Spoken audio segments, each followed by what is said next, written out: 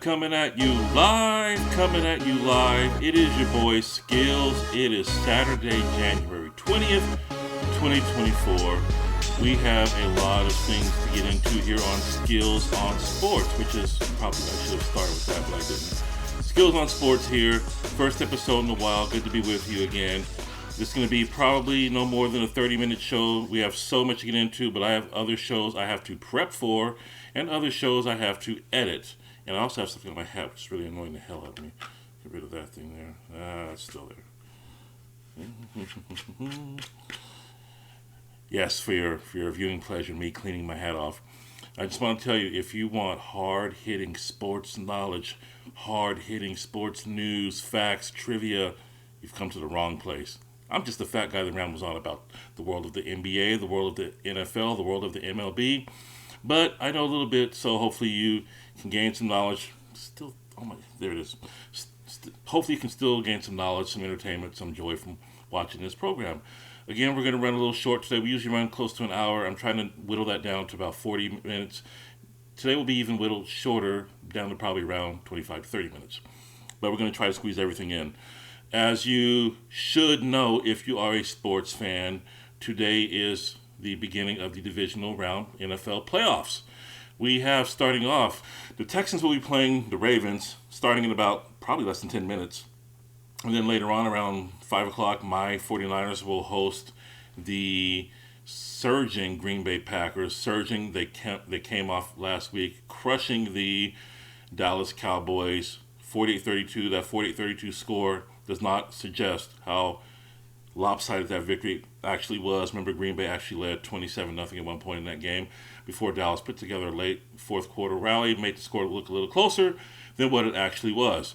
Cowboys are no longer in the playoffs, and as a 49ers fan, that makes me happy. See how happy I am.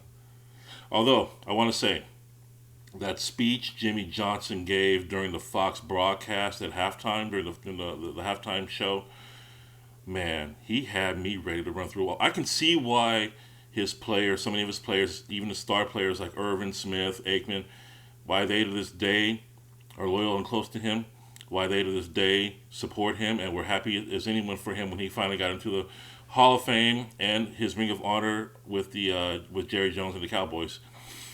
I can see why. That speech, boy, it took us back 30 years. He was coaching again in that moment. He was not a broadcaster on Fox. I was ready to run through a wall for the man. And as you can see, me running through a wall is definitely a possible feat. It's definitely something that could happen. My nickname in one of the YouTube chats for another sports show I listen to is the Kool-Aid Man, because I kind of just burst into the scene from nowhere a lot of the time and just kind of just pop in like the Kool-Aid Man is known to do. And when you weigh as much as I do, you can't avoid those comparisons. But anyway, getting back to football. Baltimore was hopeful that Mark Andrews himself was also hopeful that he would return to the lineup today from that November 16th ankle injury he suffered the same game that Joe Burrow suffered his season-ending wrist injury. Remember, Andrews got his ankle rolled up on and hasn't played since. But he will not play today. He will hope to play next week in the AFC Championship game should Baltimore make it that far. Andrews is obviously a difference maker out there. And Lamar Jackson, the quarterback for Baltimore, is not exactly flooded with great targets he can depend on any given night. He has a couple. Andrews was one of those guys, and for Baltimore to have made it this far without him shows a lot about Jackson and the rest of that Baltimore team.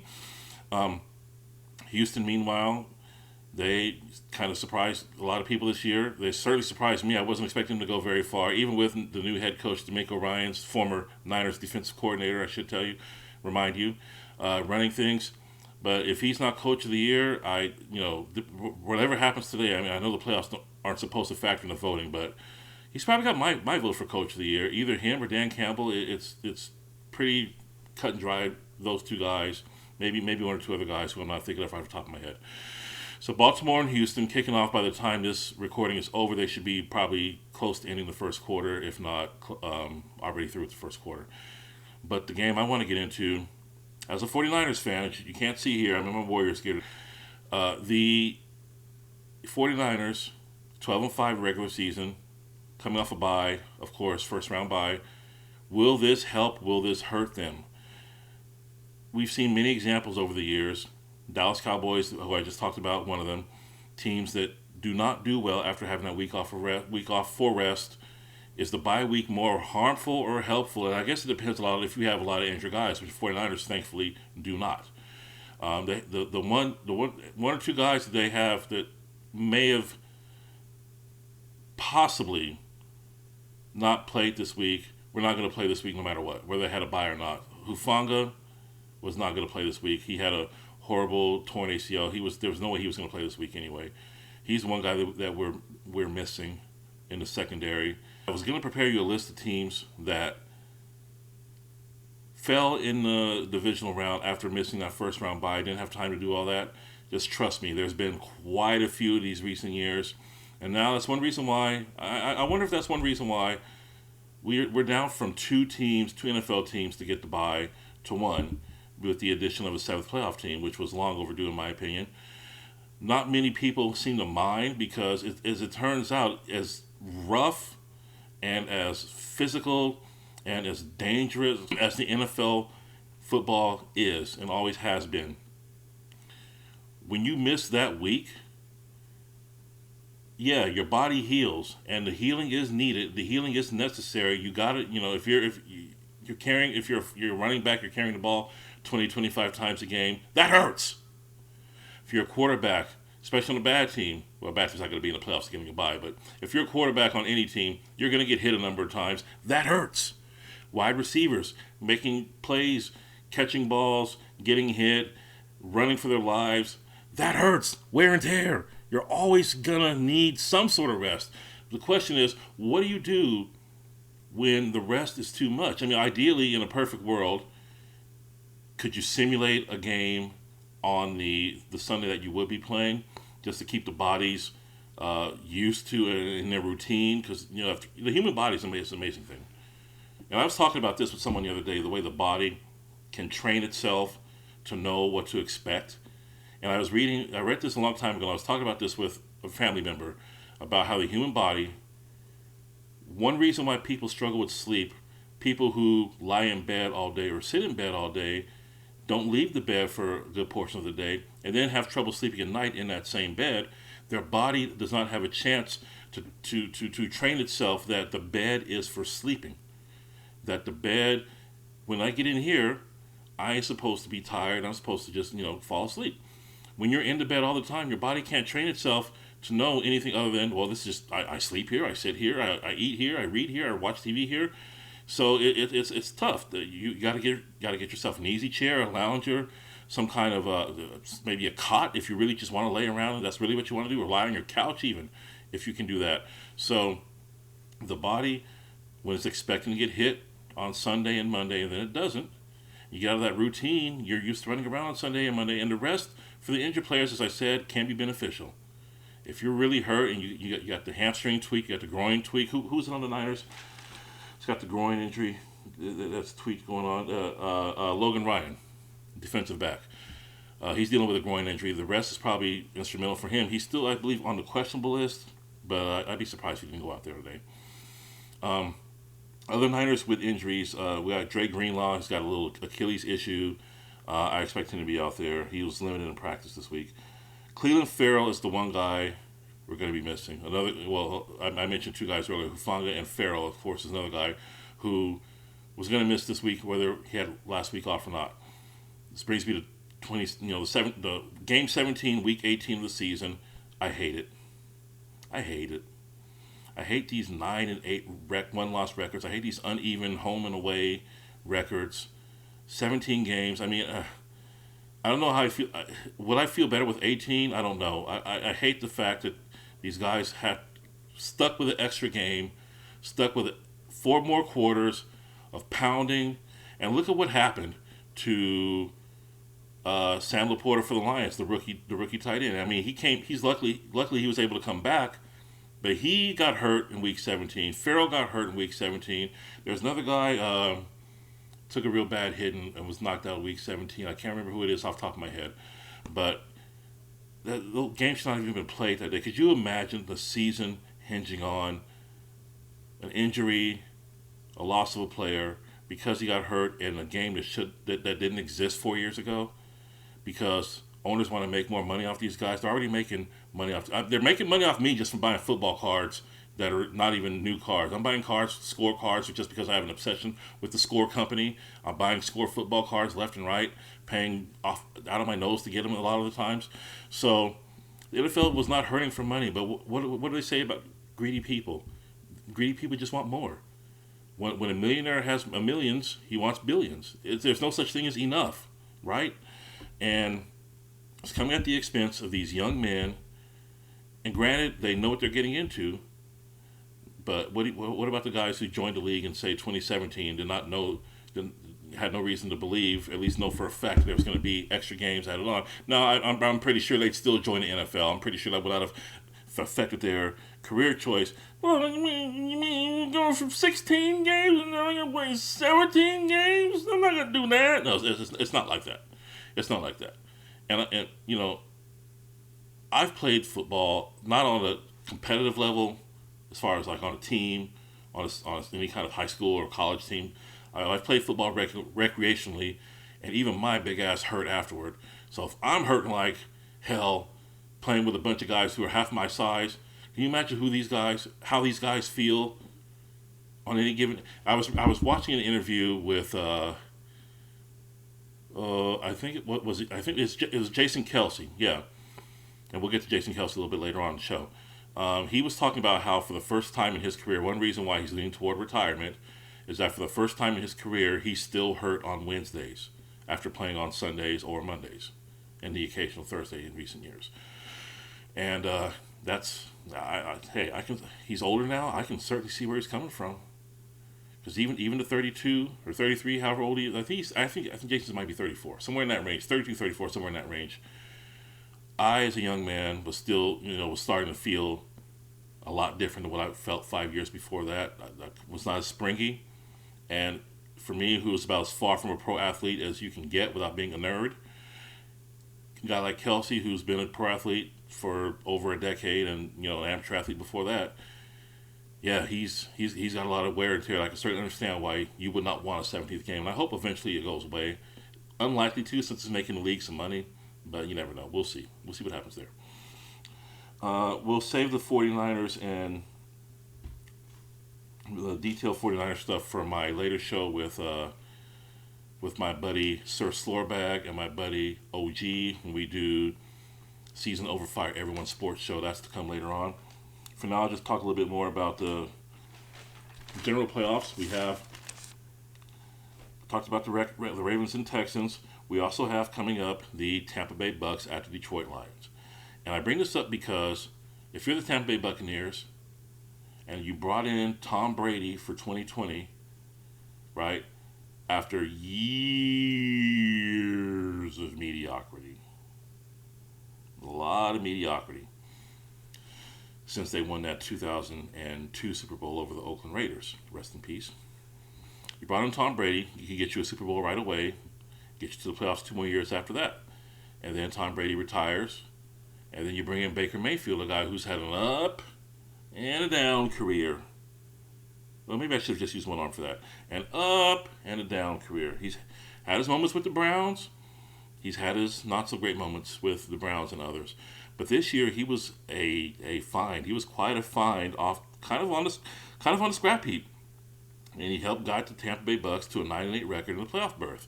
Who needs Tom Brady, right? Who needs him?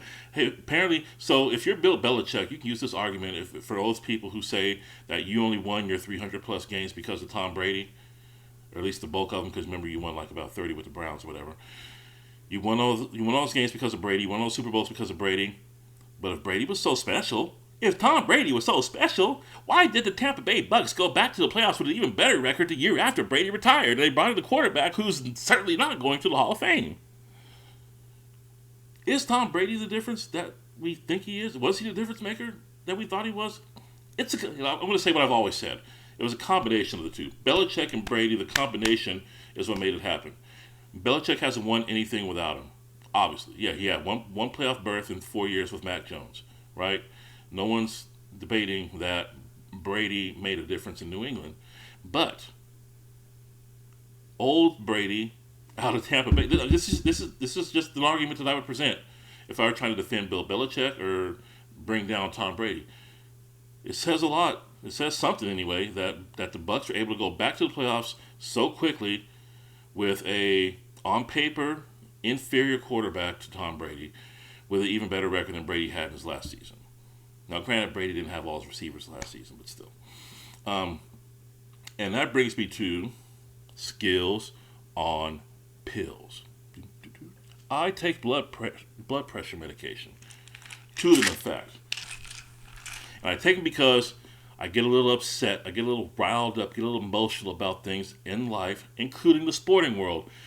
And one of the things in the sporting world that bothers me, aside from a 17th game in the NFL, is losing teams making it to the playoffs. I hate it. I hate the fact that losing teams can make the playoffs. Well, they can do it in any sport, but they only do it in the NFL. And occasionally the NBA, they make the playoffs with 37, 38 wins. All right? I can't get on board with rewarding teams who can't even win as many games as they lose evenly, right? And that's another problem with the 17th game is giving chances for teams who are 8-8 to slip to 8-9. And some of those teams are getting into playoffs like the Tampa Bay Buccaneers of 2022 and Tom Brady's last season.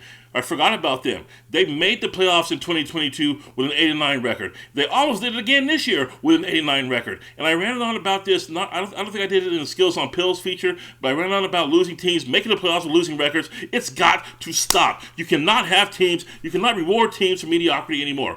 You cannot allow them to go into any playoffs, NBA, NFL, whatever, unless they out with the 17-game schedule, they got to win at least 9 games. All right, 9 wins, or you just don't, or you vacate, or it goes to another team who does have a winning record. Like this year, Jacksonville had a winning record, couldn't get into playoffs. New Orleans had a winning record, couldn't get into playoffs. There's 2 more teams. I can't name off the top of my head, but there were 2 more teams that lost out in the playoffs despite winning records. And meanwhile, that was this year. I don't know about last year off the top of my head. But I can tell you, 8-9, no. I can't get on board with a 13-2 or 13-4 team having to face an 8-9 team, possibly even in the 8-9 team stadium, home stadium in the first round. Can't get on board with it. Get it out of here. Stop rewarding losing. This has been Skillz on Pills. I need to take my pills right now. Whew. Blood pressure through the roof. But I'm good now. What else we got here going on? We got the Kansas City and Buffalo Bills matchup later on. Except this time, the Buffalo Bills and the Kansas City Chiefs, it seems like they meet the playoffs every year. This is actually the 3rd time in the Mahomes/Allen quarterbacks era. This is the 3rd playoff meeting between the 2 teams. But it'll be the first one held in Buffalo. Now, let's go back. Maybe I should put my notes in front of me so I don't have to keep turning my head. Let's see. In 2020, which would be the 2020/2021 playoffs, the Bills lost the conference championship at the Chiefs. You may remember that game. 1 season later, they lost the divisional round at Kansas City. Then last year, they didn't face each other in the playoffs. But now this year, it is once again Bills and Chiefs, except this time, like I said, it's going to be in Buffalo. And I don't know if... Okay, listen, am I reading this right? I don't know if I'm missing something, but I'm reading stories where they're asking the fans to shovel snow out of the stadium, out of the Bills stadium, and they're not even paying them for it. I've got to be missing something. All right, I didn't read the whole story. I didn't watch the whole story because I was afraid that what I was reading in the headline was true, which would upset me and cause further increase in my blood pressure. I really do not want to believe that the Buffalo Bills were asking fans, and I know it's a tough situation. I know everyone's supposed to be in it together and all that, but are you really asking fans to shovel snow for free? And first of all, the reason I wouldn't want to do that is it would open myself to a lawsuit if I'm the Bills owner.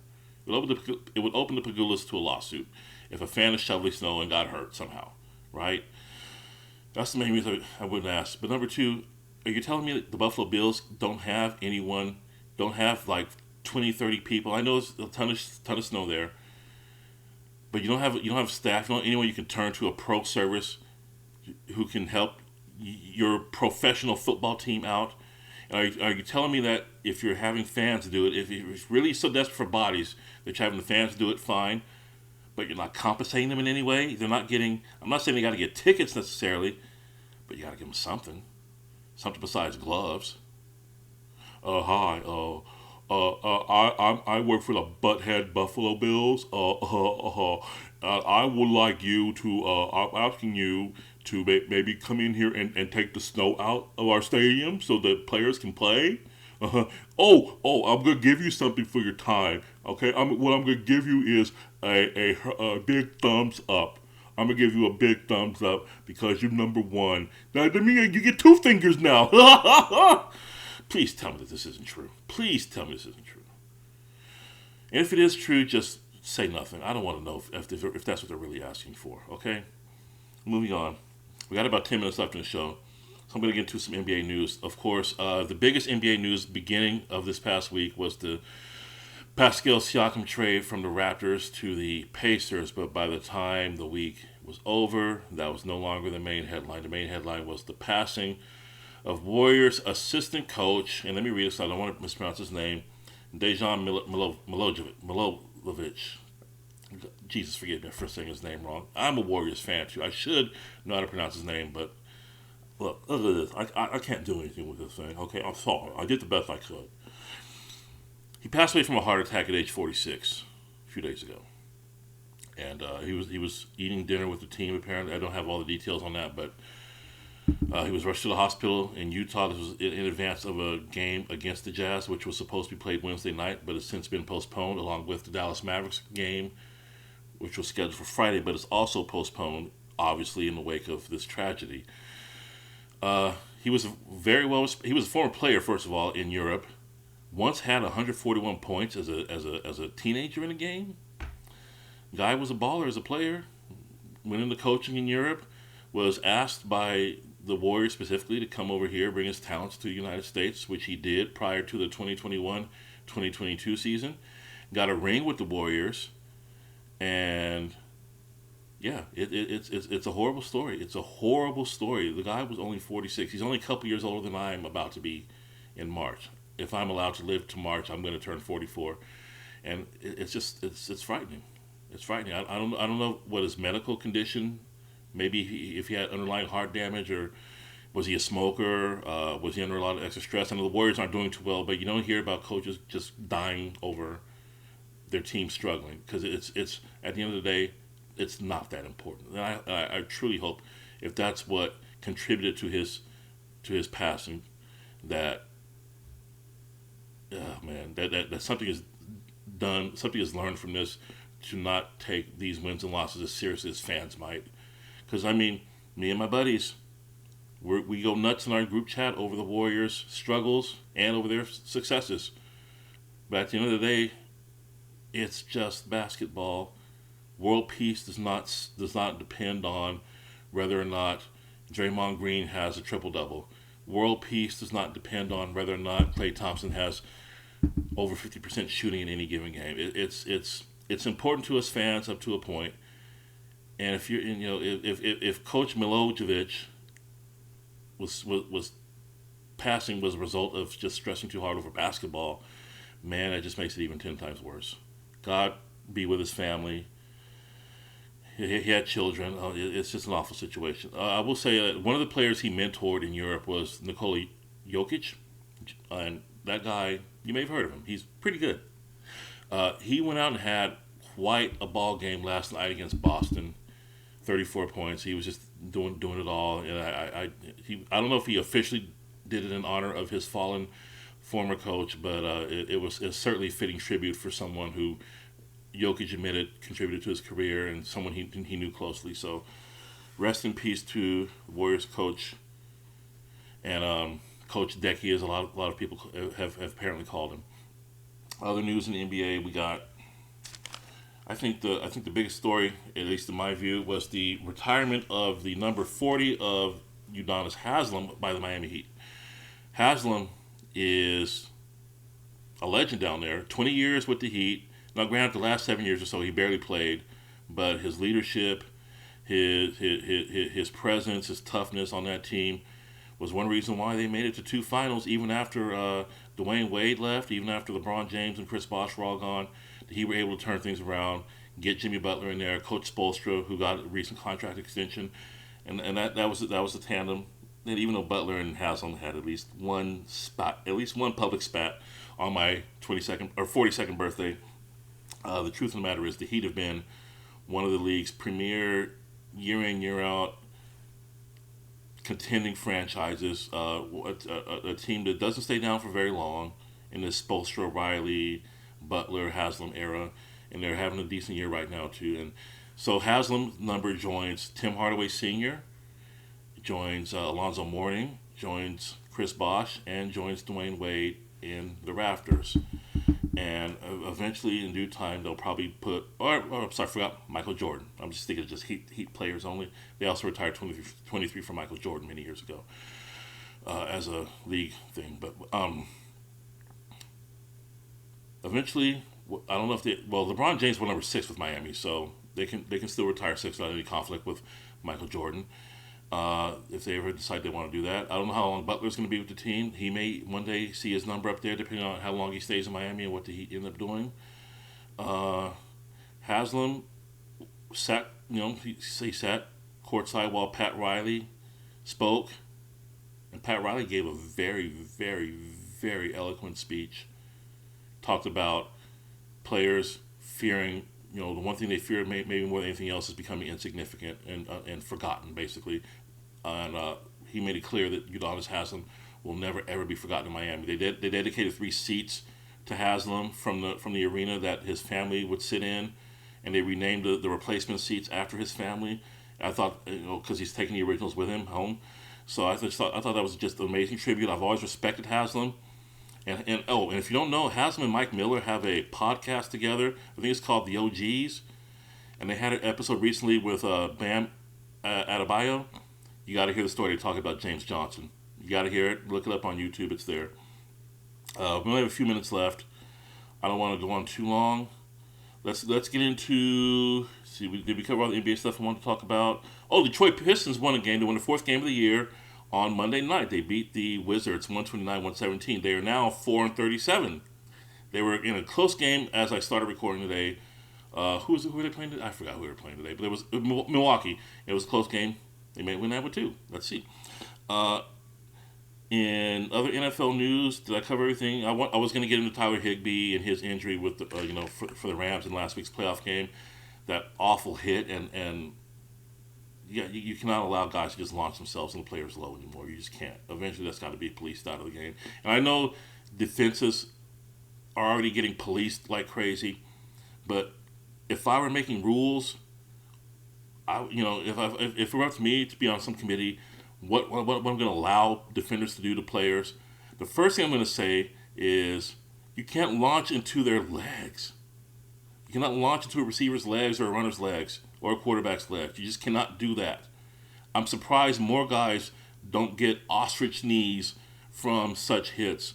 Higbee, not only did he get his ACL torn on that play with the ostrich knee hit, he got flipped over and pretty much landed on his freaking throat. And it could have been career ending. It could have been life altering for Higbee. It's already going to probably knock him out for all of the 2024 season. Luckily, he was able to escape with, if you want to call something like that, luckily, just a torn ACL. So we'll see him again. Last couple stories I want to get into before I let you guys go. We have MLB news. Josh Hader is back with the Houston Astros. And I say back, many of you probably don't know, Hader's pro career began with the Houston Astros organization. He was traded out of there before he reached the majors. Traded out of there to the Brewers in the Carlos Gomez / Mike Fiers deal back, I want to say 2015, somewhere around there. Hader, who's been with the Padres last season and a half, was coming off a very good season last year for the Padres, has signed with the Houston Astros for 5 years, $95 million, and he will help fill a bullpen hole that was created with the season-ending Tommy John surgery to Kendall Graveman. So now you have Hader, you already have Ryan Presley, who's been closing for the Astros for a number of years. I don't know which one's going to be relegated to which role. Is Hader going to close against primarily lefty hitters? Is Presley going to still be allowed to close against primarily righty hitters? Is Presley going to be a setup man? Is Hader going to be a setup man? Is who's the Astros manager again? Dusty, whoever took over for Dusty Baker starting next year is going to have to flip a coin, decide who's going to close games, because they're both excellent when they're on their game. Hader didn't have a great 22, but he rebounded big time in 2023. So look for that tandem. These games are going to be short. Basically, if you're facing Houston Astros, you're going to have 7 innings at best to take. And don't forget, Houston's got a strong starting staff too, led by Verlander, led by Framber Valdez. Urquidy's still there. What's his name? Christian Javier? Christian Javier is still there. One of those guys is going to miss part of the year with surgery. I forget which one it was, but that's neither here nor there. Also, you probably didn't hear this. Matt Carpenter, the longtime St. Louis Cardinal, who you may remember had that big bounce back year with the 22 Yankees, and then joined the 23 Padres to be one half of their DH tandem with Nelson Cruz. And that did not work out. Both of those guys were released by the end of by summer. So or at least by midsummer. Both those guys were out of jobs. Cruz is now retired. He took a job at some front office somewhere with MLB or something like that. But Carpenter is still trying to continue his career at age 38. He is re-signed with the Cardinals. Get this. 38-year-old veteran with his resume, 1 year, $740,000. He's barely making the minimum. That could even be the minimum for all I know. I mean, they keep changing it. But Carpenter wants to play that badly. He's not guaranteed a roster spot. By most accounts, he's going to have to fight for a job. And that's only fair given how poor he played last year. And he's 38 years old. And it's only because he's with St. Louis that he's even probably getting a chance, because he had all those great years with St. Louis in the 2010s. So Matt Carpenter, forgotten maybe, but not gone yet. Last thing I want to inform you is that the Baseball Hall of Fame vote is coming up on Tuesday, January 23rd. We already know a committee voted in Jim Leyland, the former Pirates manager, former Marlins manager, former Tigers and Rockies manager. He's already in through this committee. Now the rest of the players' conventional votes will be done, or be announced anyway. The voting's already done, and I just want to let you know that if Gary Sheffield maintained the 75% voting that he was close to having when they have those websites to do the tracking of the votes as you vote, and he was just a tick under 75%.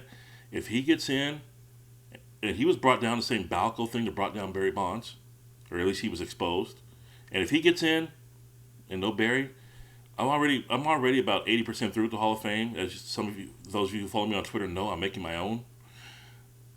If Sheffield gets in and Bonds doesn't, which he has already not been allowed in, I'm done with the Hall of Fame, bro. I'm done, because it will be proof that it's just a complete sham. Nothing against Sheffield, great player in his own right, but there's no reason he should be in and Bonds shouldn't be. All right. Last thing I'll leave you with. I'm also working on editing some baseball card videos. I just bought 2023 Topps Baseball finally at around Christmas time. Check those out on my YouTube channel if you're into baseball cards. It's a lot of this just with baseball cards. A lot of me yammering on, a lot of facts, a lot of little trivia, things you may know, things you may not know. I also make fun of the various errors I see, typos and misspellings. If you like that sort of thing, you might laugh, okay? This has been a shortened version of Skillz on Sports. I am your boy, Skillz. Check me out later on. Hopefully no later than tomorrow you'll see the Season Over Fire Everyone Sports Show posted here on YouTube as well. And we're planning to do a pre and post game show right in there too. So hopefully we're able to do both shows. We'll see how that goes, because we're going to be consuming alcohol. And we consume alcohol, anything's possible. All right? Take care of yourselves. We'll catch you next time.